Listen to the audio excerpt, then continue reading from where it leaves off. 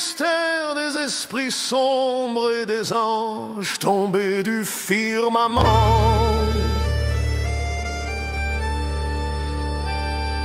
Commençons par le génie du mal.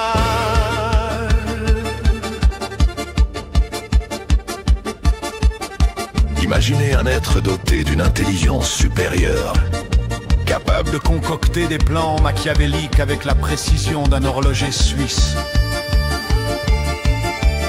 Génie ne se contente pas de faire le mal pour le plaisir superficiel, non. Il voit le chaos comme une œuvre d'art, chaque action calculée pour provoquer un maximum de désastres. Dans la grande galerie de l'infamie, le génie du mal est à la fois artiste et ingénieur. Il crée le désordre avec la minutie d'un chirurgien, en souriant, tout en manipulant ses pions sur l'échiquier du monde.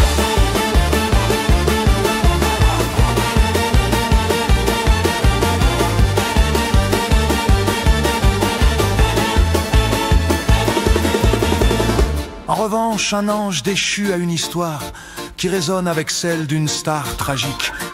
Autrefois élevé au rang des cieux, cet être angélique a chuté de son piédestal divin à cause de son orgueil ou peut-être même de sa trop grande ambition. L'ange déchu n'est pas intrinsèquement maléfique, mais il est marqué par la douleur et la mélancolie de sa chute. Il se débat entre ses anciennes vertus et ses nouvelles tentations, souvent en proie à une quête de rédemption ou à un désir ardent de défier ce qu'il percevait d'autrefois comme sacré. En somme, il est comme une rockstar des cieux, avec des cicatrices visibles et un charme irrésistible, tâté de tristesse.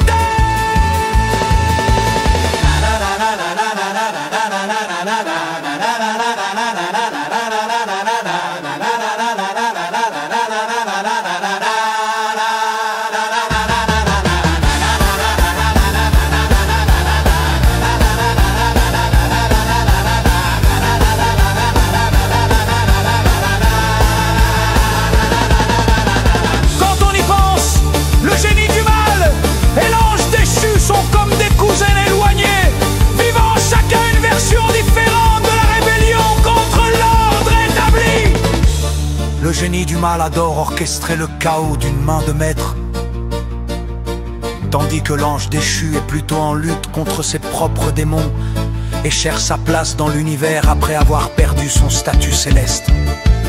Tous deux apportent une profondeur fascinante aux histoires de bien contre mal, leur motivation et leur méthode, offrant une palette de nuances où le noir et blanc se mélangent en une symphonie de gris.